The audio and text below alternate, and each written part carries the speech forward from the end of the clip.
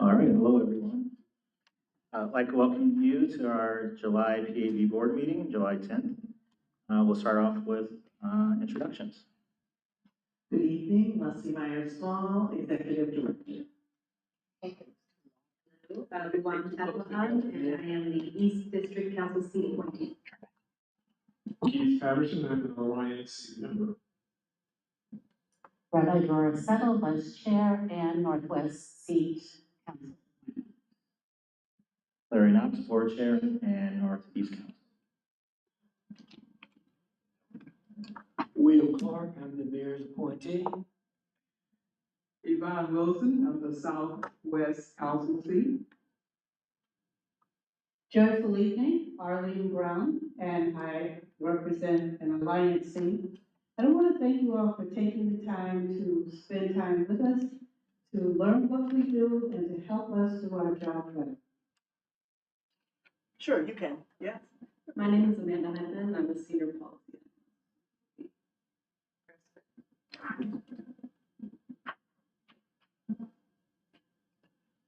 All right, thank you everybody watching and our overflow audience. Accountability is an overflow here. But, thank you everybody for watching online and in person. We'll start off with our approval of our meeting minutes. They were emailed out and also in front of us.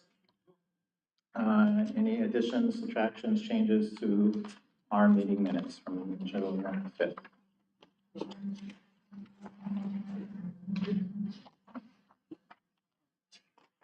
I'll make a motion to approve. Second. All right. All in favor of approving our June meeting minutes? Say aye. Aye. Aye. Anybody against? All right, those minutes will be online shortly, and encourage people, if you missed the meeting and aren't able to watch it, to review our minutes. They're very thorough. Okay, we have a different part of our agenda coming up, an election of new board officers.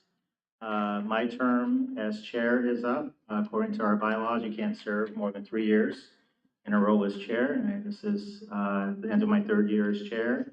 And also our vice chair, Rabbi Seto, her term is coming up on the end of Came up. as ending as a board member, although we hope to keep her a little bit longer until the Northwest seat is filled. If you're interested in applying, Northwest seat is open until July 15th. I think they're taking applications. So we are going to be electing new board officers, but before we get to that, I did want to pass this mic on to Rabbi Seto, who is our last original board member, just to talk a little bit about her time, and I do want to thank her. And she doesn't know this, but I'm not leaving yet. I know, but as vice chair, Okay. you know, leaving the leadership, just talk about your time as vice chair. And Okay, nothing like being put on the spot. So I have to say, even though I'm not leaving the board imminently, I'm really pleased that I can say I'm leaving at a time when I feel the organization is in wonderful hands with Dr. Myers Small and the team that she's been both building and putting together. That we have had really good folks on this board serving, and that, you know, I will not take responsibility, but I think Arlene and I can both feel that if we will be leaving it in better shape than when we began it. And I look forward to, you know, being able to have conversations after the board to do a little institutional history and to be able to be working back in the community on all these really important issues. So, and really thank you, everybody, for hanging in there and getting our act together. thanks, Rabbi Seto. I do want to say I do have another year on the board, but my term as chair has been interesting to say the least. I joined the board 3 years ago, and it was a time of turmoil. So I do want to thank all the board members that served with me, current ones and past ones, who are all a part of getting us to where we were, from where we were to where we are now. Also the staff, you know, that are here and that aren't here. It was difficult to do this kind of revolutionary work within a bureaucracy, and especially when you have folks from the outside that don't want you to succeed. So people in the community supporting us, you know, board members, you know, the Alliance, you know, former and current staff, elected officials, made my work sometimes hard, but more often than not, especially lately, a lot easier in trying to be a good board chair for what people voted for. We are going to have a new leadership, so I will say at this point of the meeting, I'd like to open the floor open to nominations for a new chair, and after that, the new chair will lead the nominations for the new vice chair. So I would like to nominate Bill Clark as our new chair. May I second that? Seconded by Rabbi Settle. Bill is overqualified to be on this board. He's probably one of our more qualified board members. Former head of the Urban League, long-time community leader. I will say, part of the reason I think Bill would be a good choice to be board chair is when he first joined the board, we had the board, we didn't agree on much, but we agreed on some of the issues that we felt that we had to stand united on in regards to what we needed from council and what we weren't getting from RPD. And I asked Bill to come in with an open mind, but to see where he would be after a few months on that. And he came in and kind of saw where we were all coming from, even being the mayor's appointee. But I remember him being very deliberate and asking a lot of questions, especially earlier on, really pushing us as the board and staff about why this was, why this wasn't. But he came to understand, I think, a lot of the things that we were all trying to work through together. I see him, being able to help lead us to where we want to go and what the community is still clear of what they want, which is this charter being fully implemented. So I will take that second for Bill to be our new board chair. Are there any other seconds of that or any other nominations for board chair? All right, so I will call the vote for our new board chair. All in favor of Bill Clark to be our new board chair, please say aye. Anybody against? No? All right, congratulations, Bill. Yay! We're passing the mic on to you for our election to vice chair. Thank you, Larry, and I just want to say I really appreciate the learning curve that I've gone through over the past year or so. You guys have been great role models, you, Rabbi Satel, and our lead. I mean, I look to you for advice, and I will continue to look to you for advice. As Larry indicated, coming on board, I was a little skeptical because of the community rumors, but getting in here, I saw the very outstanding work that this team was doing, and I was sold right away because the work we do is important, and I will do my best to make sure that we continue this important work, especially during these critical times that we're going through. I've had the pleasure of working with your executive director for over 20 years, and I really look forward to continuing that work. She was my lead volunteer at the Urban League, and then Rose kind of switched at the city school district when I became a district member. But now I'm just pleased to work with you, and I look forward to the work that all of you do. And I will be open to advice, so please let me know and keep me on the straight and narrow. And with that, I know you will, Bob.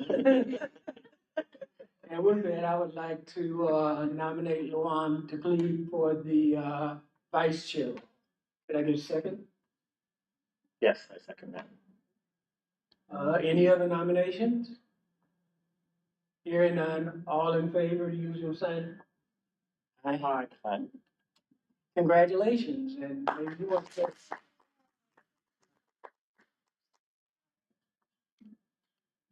Thank you so much. And I want to also thank our chair, Larry Knox, and Vice Chair Rabbi Stel, for all the work that has been done. I think it's important to know where we've been to understand where we can go.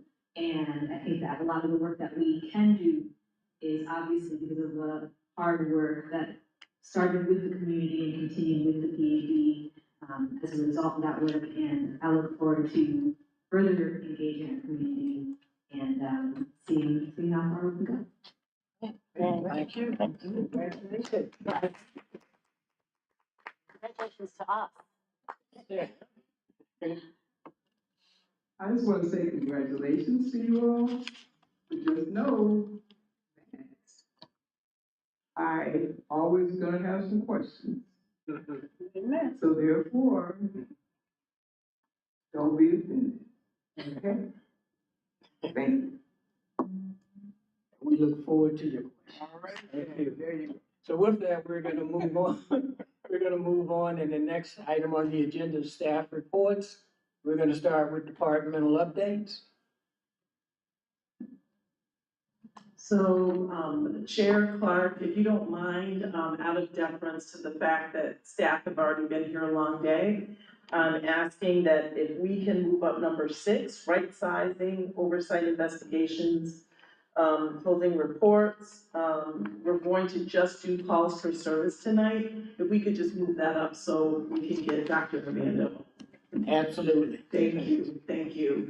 So before we, have Dr. Amanda Heidemann come on, she is a senior policy analyst and really brings significant technical expertise. I've learned a lot from her just a few months that she has been here, but tonight she is going to present, from the policy and oversight team, calls for service, and, you're going to find this really fascinating. Remember, we go into these reports, there's a lot of background and work that goes into it. And, there are 6 findings, right?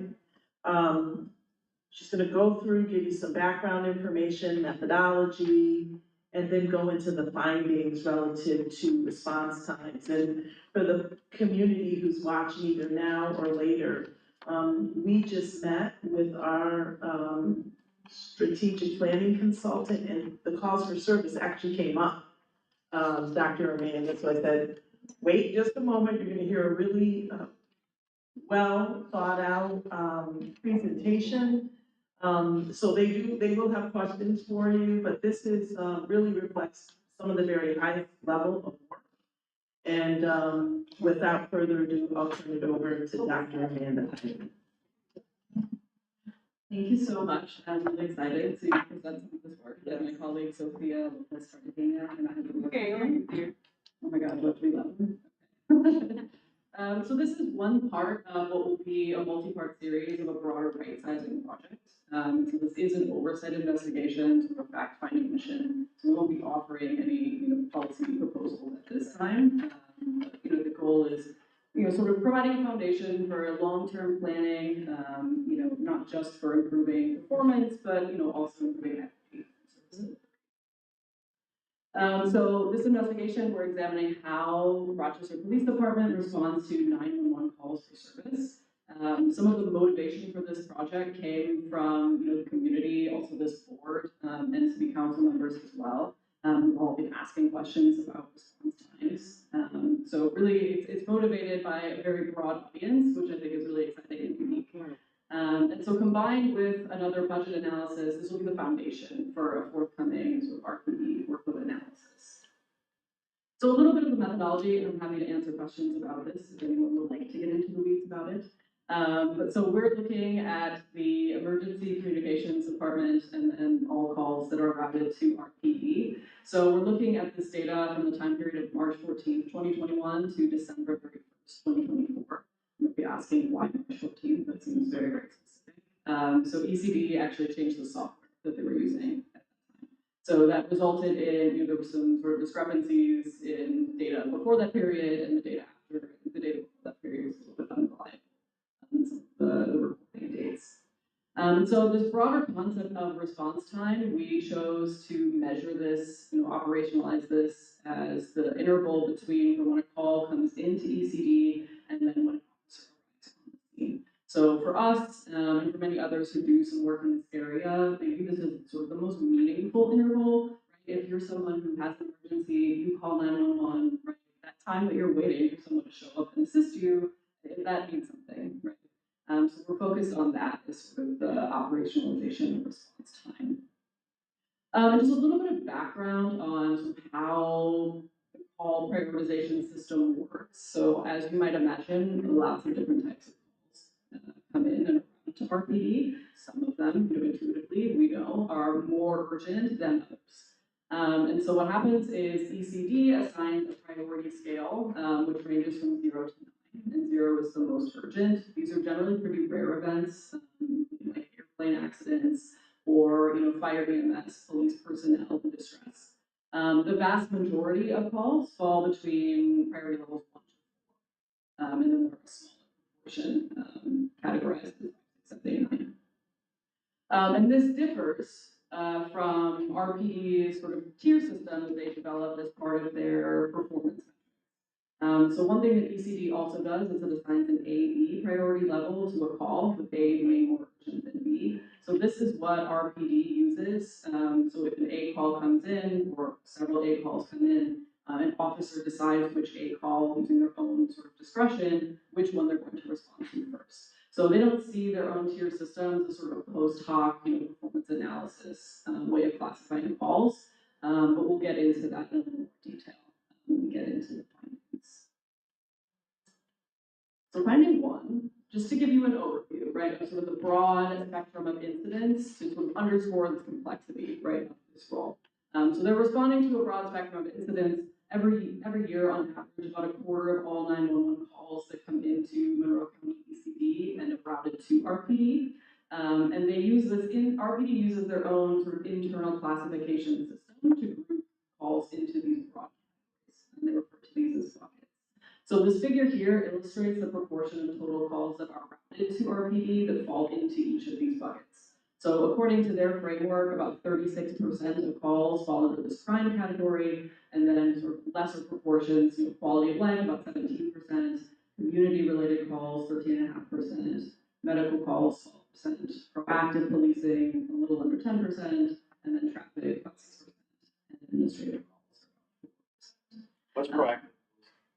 That's a great question. So RPD actually just responded to us, and so they sort of are thinking about this as events that might turn into a problem later on. We're going to go into that in the report in a little more detail, but it's something we're still sort of dialoguing to get greater clarification on.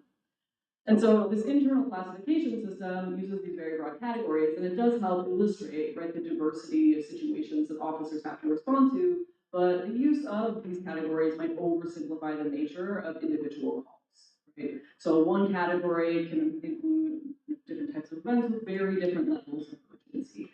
So for example, this bucket of crime includes both violent crimes, like active assailants, and also nonviolent crimes like forgery. Community includes things that range from a bomb threat to suspicious mail to a hydrant out of service. And medical includes things, events that range from a welfare check to electrocution to a violent psychiatric person.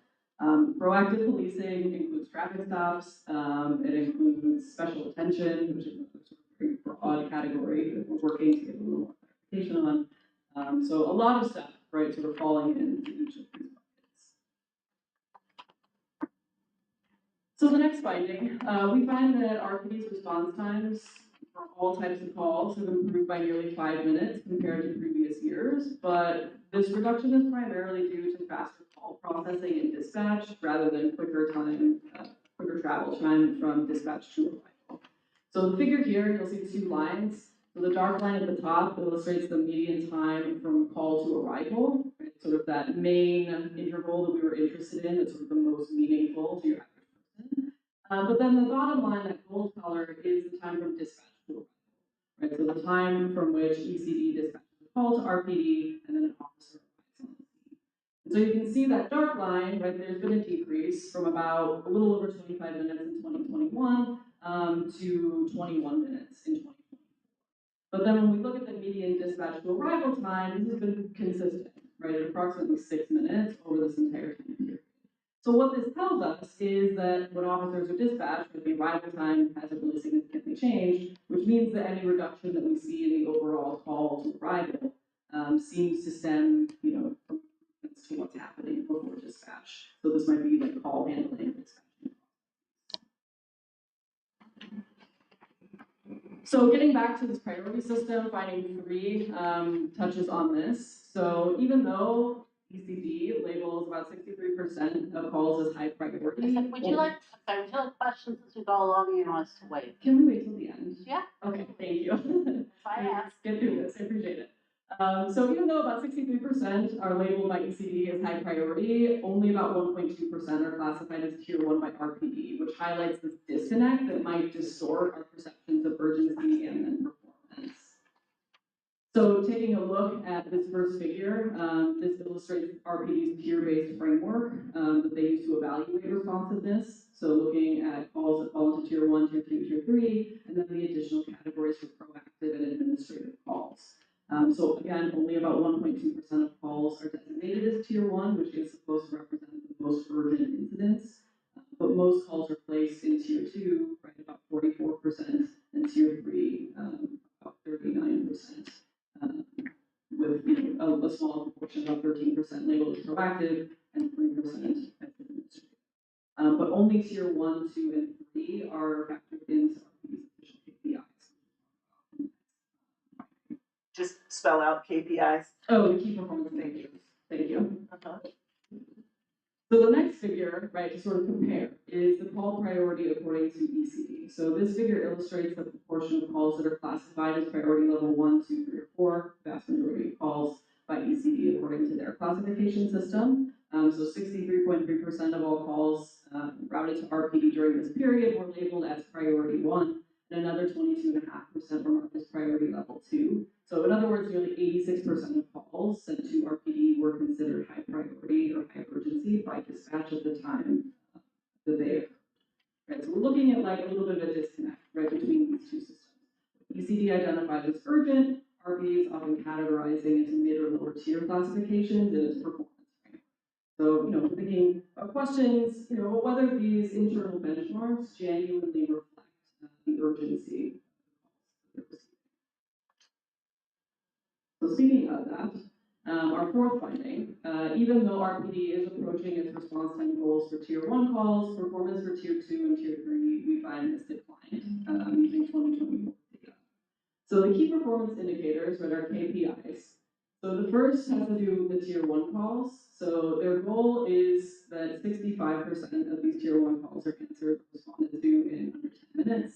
For tier 2, they're aiming for 60% of tier 2 calls being responded to in under 20, and then 60% of tier 3 calls being responded to in under 10 minutes. And so their actual rates, right, according to the budget for 22-23, right, they're a little bit short, right, of this tier 1 benchmark, but meeting, sort of the goals here for tier 2 and tier 3. And so when we calculate this using 2024 data, we find that tier 1 calls are still kind of short of that benchmark, right, of 65% being answered in under 10 minutes. And it sort of declines from there, right? So a little over half of tier 2 calls are answered in under 20 minutes, and then under half are answered of tier 3 calls are responded to in 30 minutes. And so, these will point to areas where response efforts might benefit from continued evaluation, particularly to ensure that these performance targets are met consistently across call types, and then also across geographic areas, which we'll get to here in a moment. We also checked, just as a double check, the dispatch to arrival times, this interval. And when we're looking at that, they're pretty consistently meeting these goals. But again, I think, what's most meaningful for us is this call creation tool. I don't understand the percentages there. I'm sorry. So that's 86. So if we're looking at the dispatch to arrival column, for example, right? So 86.8% of tier 1 calls are responded to in under 10 minutes. But they say only, even though they said only 60%. No, so that was from their budget book from 22-23. We're looking at 2024 data, and that's also likely a different interval. It's not entirely clear to us from sort of what was available to us. So we calculated for both intervals, the call creation to arrival, and then also officer dispatch to arrival. Oh, I see. Yeah. No, that's great. Okay. So finding 5. We find that response times also vary across the tier system, which reveals some inconsistencies in how calls are prioritized and addressed. So, for example, in tier 1, right, we've got a robbery in progress, right? Response time is on average under 4 minutes, whereas a rape, which is classified under tier 1, takes about 16 minutes, right? And then in tier 2, right, there's an even bigger range of time here. So a fight with a weapon on average takes about 14 minutes to respond to, whereas a missing person, again, another tier 2 event, takes about to respond to. So even within the same priority tier, response times to different types of calls vary widely, which suggests that the urgency or the complexity of the situation isn't always reflected in the actual speed of police response. You know, so this discrepancy complicates the notion that calls that are assigned the same priority level are treated similarly in practice. And then lastly, we find, when we look sort of at some geographic variation, we find the response times for crime-related tier 1 and tier 2 calls vary across Rochester, which highlights geographic disparities in time of police intervention. So what I'm about to show you in the figures, just to sort of give you a to prepare you, what we're looking at are, first we'll look at tier 1 crime calls that are across Rochester census tracts, and this data is from 2024, which follows the department's most recent realignment in 2023. And so the reason that we focus just on crime-related calls for this geographic analysis is because crime-related incidents represent sort of the core public safety work, and they're the most closely associated with sort of policing's traditional role, right? As opposed to including some of our other buckets, right, that are declassified. So first, we're looking at the median response time for tier 1 crime events, and the map reveals some geographic variation, right, in emergency response. So that lighter yellow shade indicates that there's a median response time in that tract of under 10 minutes, and then there's a light green that indicates response time falls between 10 minutes and 15 minutes. There's kind of a teal color that indicates the response time for that tract is on average between 15 to 20 minutes, a darker blue for 20 to 25 minutes, and then that very, very dark black is over 30 minutes. The reason that there is not a 25 to 30 minutes, for those of you like for detail, is because there were no calls that fell into sort of that bucket and it didn't show up on my key before anyone. What part of the city is that? Yeah. Yeah. What section of the city is that? It would, right, in the future, it'd be very helpful if there were some geographic indicators in terms of street names or ward divisions or Area. something. Sure. Yeah, I think that's a great suggestion for sort of what ends up coming out in the final. We talked about that. Yeah. So for now, I'll rely on sort of the native Rochesterians for their geographic expertise in sort of deciding where some of these tracks are. And so what we see here is that, the western and central tracks generally exhibit faster response times. The median response, closer to or below RPD's 10-minute KPI target. But then we look at, several tracks in the northeastern and southeastern parts of the city that, are receiving, tier 1 response times that are substantially above that 10-minute benchmark. So several of them are exceeding 15 minutes. And so this uneven distribution suggests that residents' access to timely police intervention during the most urgent crime-related events, it varies considerably, right, depending on. And so the next figure looks at tier 2 crime-related events. So recall that tier 1 events, right, a very small proportion of the total calls that come in and around the RPD. Tier 2, a much broader set, right, of these events. And so we see, a sort of similar pattern happening that what we observed for the tier 1 calls, but there are more pronounced delays happening here. And so while there are some select tracks in like the western portion of the city that approach that 20-minute KPI benchmark for the tier 2 calls, most tracks across the city, particularly in like the northeast, the southeast, and some of those surrounding areas, they exhibit median response times that exceed 20 minutes, with several surpassing 25. And so these extended delays for like these sort of mid-priority crime-related events point to some potential systemic challenges, right, in achieving consistent response times.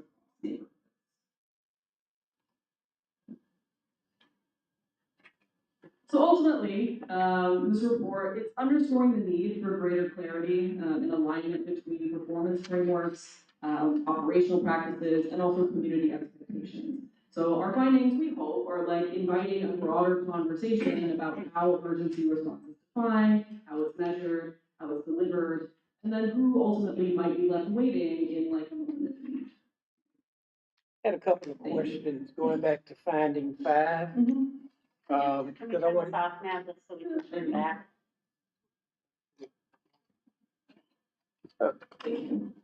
Thank you. when I looked at the tier one, I'm kind of shocked that personal property gets a quicker response than, than a human, you know, where the response for a rape is 15.7 minutes, but if someone's breaking into your house, it's 3.8 minutes. It seems like that should be reversed. And my second question is, fight with a weapon. Right. Shouldn't that be tier one? Exactly. Because, I mean, you're talking about bodily injury or Yeah. death.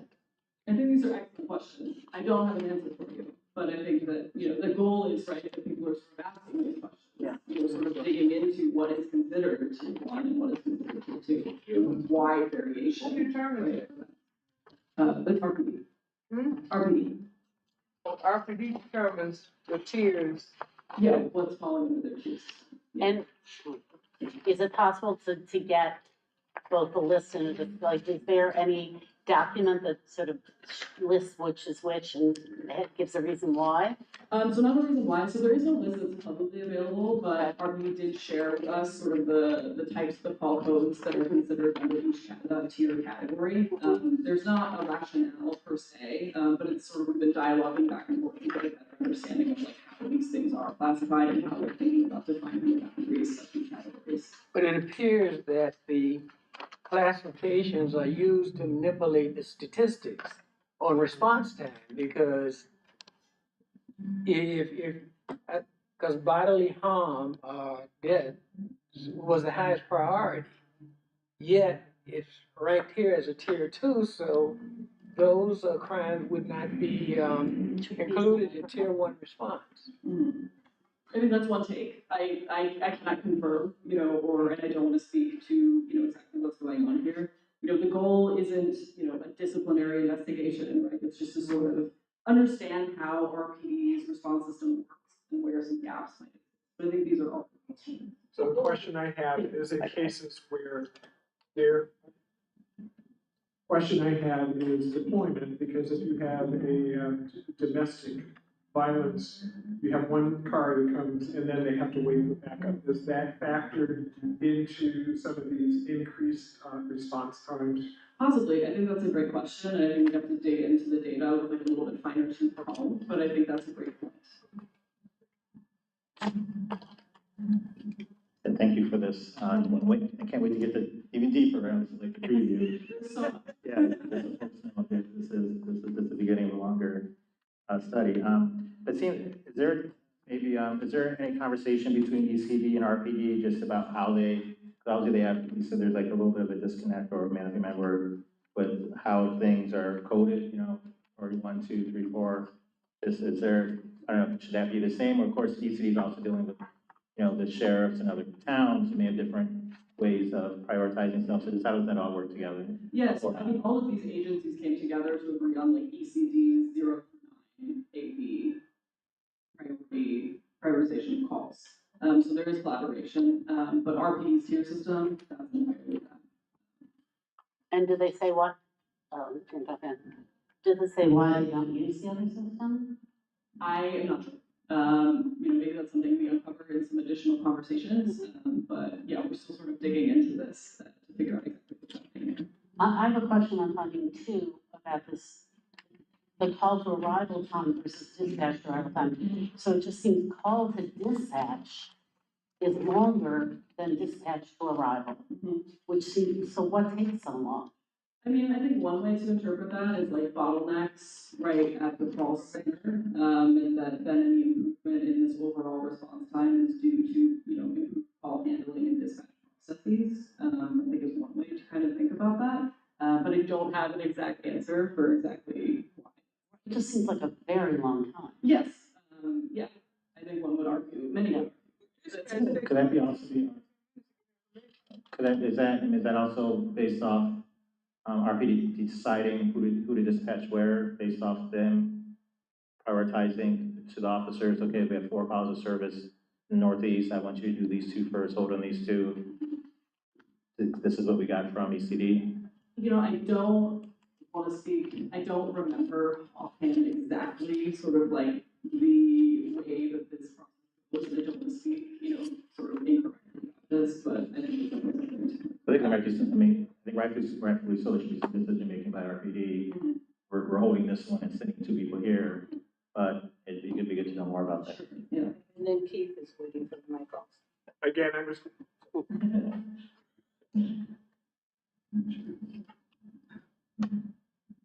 so the other thing is, staffing levels in this ECD. So is there any, variance for that? Because if you have evening, they have fewer people working. I can't speak to that, you know, we're not examining staffing levels at ECD, but I think it's also another possibility.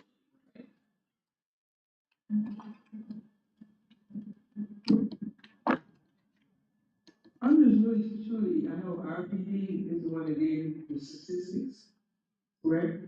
Which ones are you referring to? All of them. No, so we calculate, based on data that we got from ECD. We've had conversations with RPD about the classification system, kind of how this system works, right, their response to some of these calls. But no, we calculate all of the median, you know, times, averages, all these maps, we create them. Okay, no, because I was still wondering, how far as the city determines whether you're tier 1 or tier 2 or tier 3. And what about like a car accident? You know, what does that fall under? Like for instance, I guess, was it bodily injury? That was priority 1, right? Opposed to, a weapon, incident with a deadly weapon. So, once again, RPD gave you those figures, correct? So the types of calls that fall under their tier system, yes. Okay. Yes. And I guess what I'm trying to say, who would determine, would you or us would ask them for the area of the city that these tiers fall in? That's my So the main tier just concern. relates to the type of call, right, not the area of the city. So when we look at geographic variation across the city, what we're looking at is variation in the response time. Right, for the same type of call, the same tier level. I'm just asking the question because right next door to me, an incident happened last year. And it took them, I want to say about maybe an hour to get there. And the person that it happened to was very disgruntled, and people's lives was in danger. But they didn't get there basically until we said that there was, at the time that we were talking, shots was fired. Mm-hmm. Then it still took them about another 30 minutes to get there. That's, you know, I don't understand that. Yeah. Actually, sorry. This is actually the first city I've lived in where there's no non-emergency police number. And that also seems significant in sort of looking at some of this, because you're saying about, you know, dispatch and sort of backups for 911 and things like that. So I don't know where that sort of fits in, but I was really amazed and confused by that. It makes no sense to me. What would you call 311? it's 3-1. Is there 24 hours a day? Yeah, Non-violent, Sorry. non-violent, 311. Oh, okay, I apologize. Yeah. I didn't. They even operate on holidays. Okay, I had thought 311 was certain. See, that's my ignorance, but also that doesn't get across. Okay. But also, like, what if you want to actually speak to the police, but it's not urgent, right? I don't have a precinct number, or I don't have a, You have to go to the precinct. anyway, but, If you call 311, they're connected. okay, good to know. With the A and B system, are ECD calling out a number in their scale range and then associating letters like 1A? How's that? So my understanding is that an A is like an ongoing active incident, whereas a B is like something that is not currently active. I would definitely want to go back and then double check that to confirm, but that's sort of like general understanding of how that works. Got it. And then, I'm also curious, is there a protocol that you're aware of in terms of when RPD decides to categorize an event? Is it after they're all done? Is it when they arrive at the scene? I'm interested in, if that isn't normalized, if that isn't, process isn't built into that, biases can come into play, your human nature's, memory, experience, and not to mention, the KPI. Yeah, so my understanding is that that is after the fact, right? So that has no bearing on, like, officers don't have that information when they're responding to that call. All they have is the ECD A or B. And then, officers then typically will decide which A call to respond to first unless they have a supervisor who directs them otherwise. And so this KPI tiering framework that they're using, it doesn't guide real-time decision-making or. Yes. Yeah. I'm more curious as to when it is typical that an RPD officer is categorizing it. How far after the call is there a process for that? Great question, and that's something we'll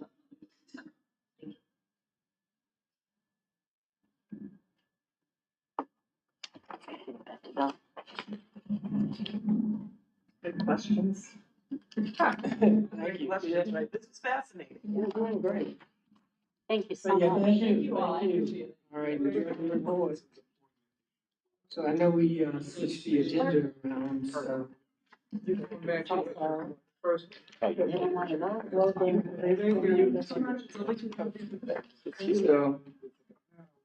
So, so Dr. Myers, I think we're back up to the staff report. Yes, give me just 1 second. Thank you. No problem, thank you.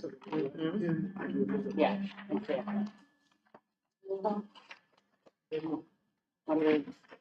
It's all. Hey. Oh, I need the magic. Thank you. Can everyone hear me all right? Yes. Well, good evening again. I just want to clarify one thing that Mr. Clark said. So people have context. He said he's known me for 20 years. We met when I was 1. That's clear. But I certainly want to congratulate Bill as the chair and Juan as the vice chair. Very excited to work with you in these leadership roles and really looking forward to it. So I will go into my staff and department update. So June certainly continued to be a month of transition for the Police Accountability Board. We certainly have the Locust Club 2 case, where we strengthened and advanced our strategic priorities, we strengthened community engagement, and we continue to support staff through significant developments. So I just want to provide the public and the board a high-level summary. And again, the board has a lot of this information because I do update them on a weekly basis, but it's important for the community to know about the work during this past month. So the legal update for the Locust Club 2 appeal. We continue to operate under the constraints of the Locust Club 2 ruling. On June 5th, the Locust Club, which is the union for the Rochester Police Department, they submitted opposition papers in response to our appellate motion that was filed on May 23rd. So our legal counsel reviewed these documents, and just a little while ago, they submitted, documents for us to submit, which need to be submitted by June 21st. And I'll go into more detail in executive session with the board around June some or of the. July? July, I'm sorry, thank you, July. But we have, outreach to some of our partners for amicus briefs, so, we are hopeful that that will come through, but, we have been working in concert with our legal counsel, and we certainly want to thank Mayor Evans, City Council for being supportive of our appeals, of our appeal process. Strategic planning, the reason why our board meeting is a little bit later tonight, because we had our strategic plan consultant, Deb Hammer, worked with the board, just reviewing our top 3 strategic goals. So we've been working very closely with her and giving her a lot of feedback, and she produced a document that I'm very proud of, and I believe the board is very pleased with. So the plan was presented to the board tonight, and then tomorrow, the staff will have a 2-hour interaction with Ms. Hamner, and then we will, roll out to stakeholders in the near future. As far as staff are concerned, we certainly want to thank Hannah, our summer intern, and she's here tonight. She has been working on cross-divisional projects, and she's been gaining extreme exposure to community engagement and policy work. She's been a huge help. The beautiful folders that you have, she put together for you tonight. And she's actually worked on some additional public-facing documents around right to know and things of that nature, that as we go out into the community, that we will hand out. And just to remind the board and the community, when April 28th happened, we pivoted many things, but one of the things we had to do was completely change our PACE, our public affairs and community engagement documents. Anything that said investigations, we could no longer have out in the public space. So Hannah has worked really, really hard to make sure that those are updated, and we just want to recognize you, Hannah, and say thank you, as well as the rest of the team. And you see the division that's here tonight too, public affairs and community engagement. They really put in a lot of time. In addition, with our staff, we make sure that we have leadership check-ins, and we're making sure that we continue to support our staff as we transition. As far as case management, and I think it's also important to just remind the community, we still take complaints. We cannot individually investigate, but we can look for patterns and practices. So during the month of June, we received 10 reports, which is great. And so those reports were opened and transferred to the policy and oversight team. Okay. Additionally, in case management, as of June 30th, that division sunsetted, and they transitioned into what we're calling the accountability and transparency team. And again, I'll talk about that in a minute. But they needed to actively oversee the transition of 323 reports, right? To make sure that not only the complainants were notified and made aware of the court case, but then they're working with the accountability and transparency to assess the reports for patterns, for retention policy issues, and procedural improvements and opportunities. So to ensure that we have that clarity and public trust, notification letters are continuing to be sent to all individuals who submitted the report. And really the goal is to make sure that they understand the current status of their submission, because again, some of those complaints were in progress, but we had to immediately halt on April 28th, and to make sure they understand that it's in the policy and oversight process. And so just on the next page, it just talks about where we are as far as the numbers are concerned. Shifting to the division of accountability and transparency, and again, just making it clear to the public, that is the title or term that we're using for the former investigations division. That is under review with the Department of Human Resource Management. And at the end of this month, we are submitting job specifications for the Director of Accountability and Transparency, accountability inspectors, as well as the digital forensic analysts. So they will do a review to temporarily certify those positions. So they are doing charter mandated work, but again, no investigatory work, but that does have to be certified. So the documents are on track. And again, at the end of the month, I will be presenting to civil service. community engagement. And we've been involved in a lot. Earlier in the month of June, I went on a Spanish language radio program and to discuss PAB's role, the current operations, and I just have to pause for a minute and just say, it's always humbling when I am in an environment that is not predominantly English speaking, and it's just a good reminder that there are individuals that face that daily and how important it is to provide resources, translation services, support so that they can understand the information. And I actually talked about that on the radio program that, I can use my context clues and I can guess a little bit about what they, or figure out a little bit about what they were talking about, but I didn't know everything. And it just was very humbling and centering for me as an English speaker and not a Spanish speaker. We were welcomed back, and we really enjoyed. I went on with, Azulis, who is, our bilingual community engagement, specialist. And again, that's why it's important to have staff who speak another language other than English as we interact with the community.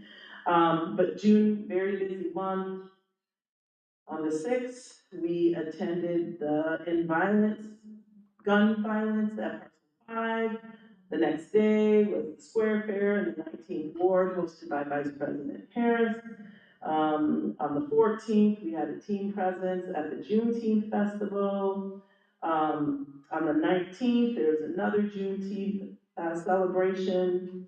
And in all, during the month of June, there were 13 outreach activities where we reached 404 community members. So they are working fast and furious, so if we can give them a round of applause. I have a question. Yes. Just for attendees, is that people that you actually interacted with, or just how many folks you think were at the event? When it says the count. That's the number that interacted with us at the tabling, that we engaged with. Okay, that makes sense, okay. Yes. So I was like, more than that number. Yes. Right. Yeah. No, but it's, yes, thank you for that question. I was about to say Chair Knox, remember Knox. Former chair. Chair. It's so fishy. In this very room on June 19th, we hosted 21 undergraduate students from the Rochester Institute of Technology, University of Rochester, Nazareth, and I believe St. John Fisher University. They're called Urban Fellows. And we gave them a presentation on civilian oversight. So each one of our directors shared about their division. And we had a really nice, lively exchange around policing, policy, and community safety. Also, there were multiple stakeholder meetings. Brittany and I met with Councilmember Willie Lightfoot. We discussed public safety and PAB's alignment with the public safety priorities. We meet monthly with Councilmember Kim Smith to discuss operations, accountability and transparency implementation, as well as staff wellness. Chief David Smith, we reviewed updates to the complaint process and strategies to improve interagency communication. And I also had a dinner meeting with the Albany Civilian Police Review Board. And we talked about just joys, struggles, but also they reiterated their commitment to the statewide civilian oversight consortium. The website, you have in your folders the website utilization report for June, and then the entire report for the fiscal year marking July 1st, 2024 through June 30th, and there are several key takeaways from that. I think what's most important to share with the public, and we'll be posting this, is that over 60% of the engagements that occur on the PAB website come from people using their smartphones. So I'm working with Lou, our webmaster, to figure out how to make just the website more accessible from a smartphone, and how to even, if people want to submit complaints from their phones or complete surveys or information, how we can just make that more accessible with cell phones as opposed to just having to rely on laptops or computers. So there's a lot of good information in there, and certainly if you have questions, I'm happy to answer that. Just again, June was a difficult month with staff, so we worked with human resources. We did some professional development, and we're exploring options for wellness and counseling resources, and it's just really part of a larger commitment to having a healthy and supportive workplace. So as we just look ahead, the final job specs for the Accountability and Transparency Division were submitted. So the Department of Human Resource Management has that. I mentioned the Civil Service Commission meeting on July 24th. We continue to engage with oversight consortium partners. We're continuing to refine our internal performance, key performance indicators. And even though this didn't happen in June and July, I'll go into more detail. We are really excited about engaging with our delegation, our local elected official delegation, and we started those meetings. So we are very thankful to our elected officials who are very supportive of the Police Accountability Board. We've been able to explain to them just some accomplishments over this past year, and those whom we've met with have been very pleased with the work. And so we just continue to move forward, and just want to again thank the board for their continued support of me, continued support of the agency and of the staff. Because we know that this has certainly been a time of challenge, transformation, pivoting, et cetera. So if there are any questions on this report, I'm happy to answer them now. But that marks the end of my report. Thank you. Absolutely, thank you. I'm sorry. Do we got any more community engagements with the board members and the council members coming up? Yes. Okay, we do. Are you asking something specifically? What else? Yes, we are. Okay, no, I mean, I was just bringing that out so that, Yes, community will know. yes. They look forward to seeing how beautiful. That we had a faces. lively one in the Northeast, so. Oh, yeah, I saw you.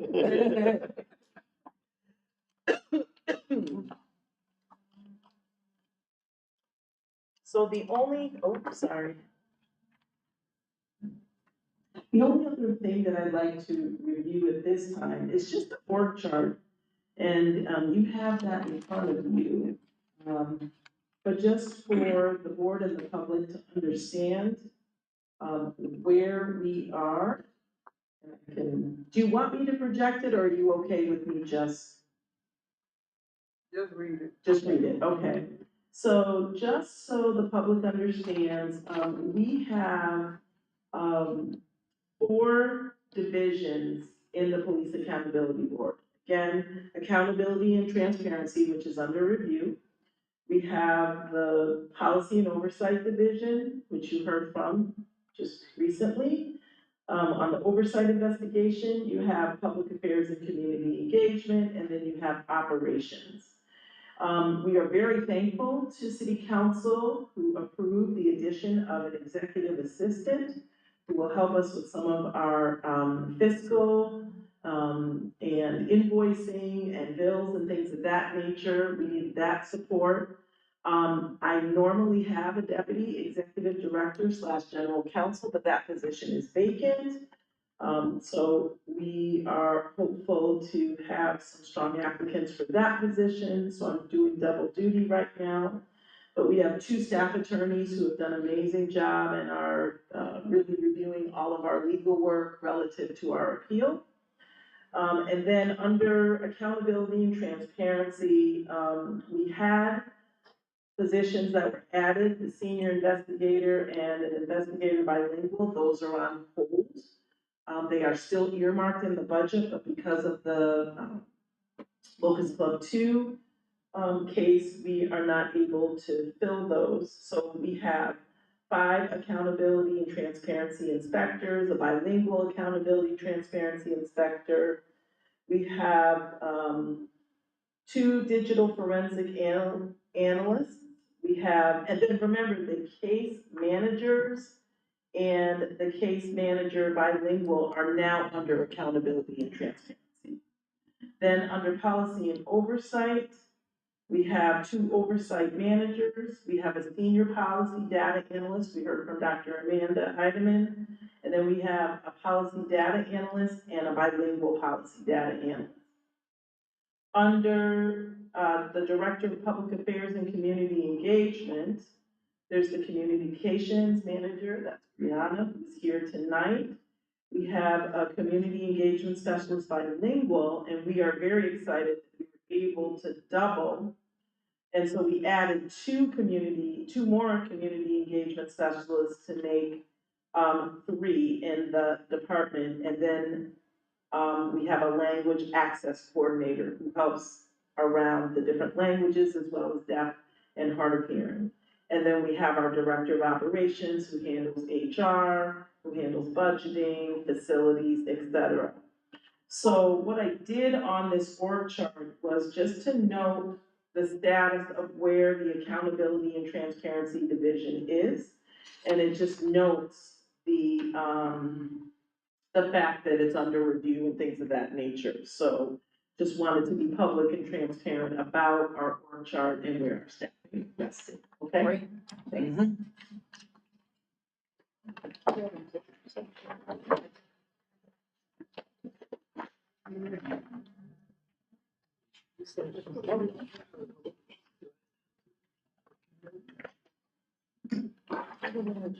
Okay, next we have the policy agenda updates. Yes. So if you remember, a few weeks ago, the policy and John Hall, our Director of Policy and Oversight, with members of what we proposed as the accountability and transparency team, they came before you relative to officer trauma, the misuse of government funds, RPD affiliations, body worn camera manual, rewrite of the manual, and prisoner transport. So there was support of those, and I believe we just need to vote on those tonight, right, to move those forward for official review. That's right? I had a question. Well, maybe. You had a question for me, go ahead. No, I did not. Oh, okay. Excuse me. I thought, were there more that were proposed? I felt like there was more than 5. Were these only 5, or were there others that? That's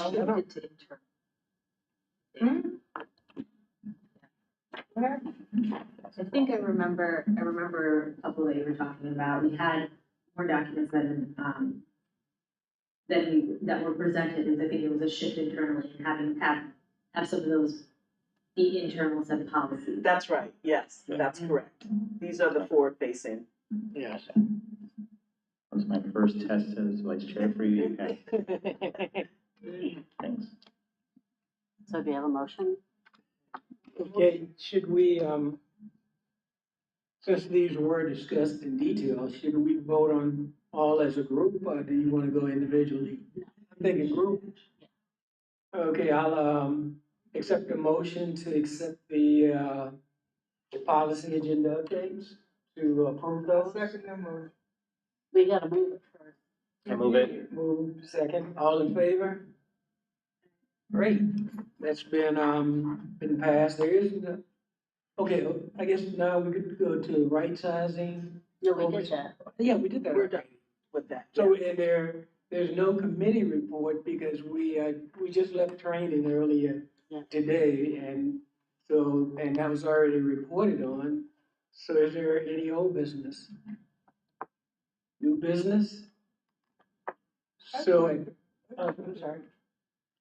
I just want to encourage the community once again to get involved and, publicize, and when we give these, events to come out and participate, so that you will, numbers together, we will be able to, once again, establish be able to do the job that the PA board is supposed to do, but we cannot do it by ourselves.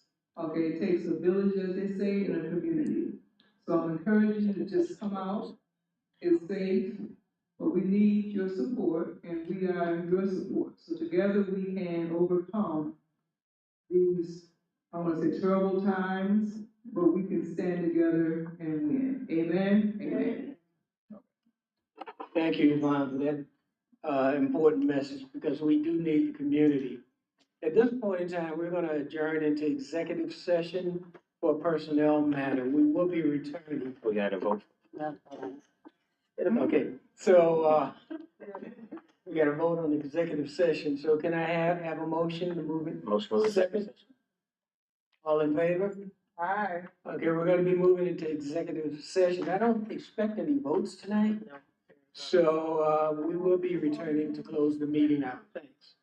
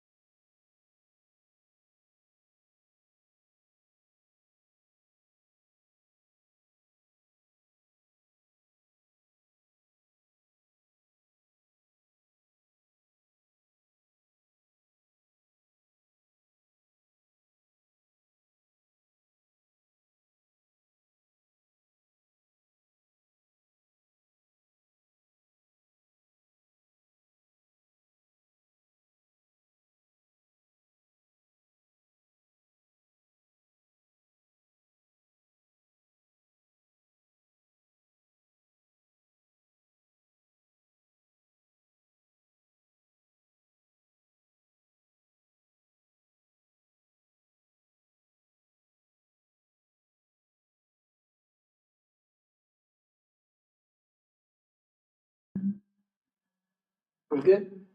Well, good evening, everyone. Thank you for joining us tonight. We're returned from executive session. There was no votes taken. So at this point in time, we're gonna adjourn the meeting. I'll take a motion to adjourn. Motion adjourned. Second? All in favor? Thanks. Have a good evening. All right.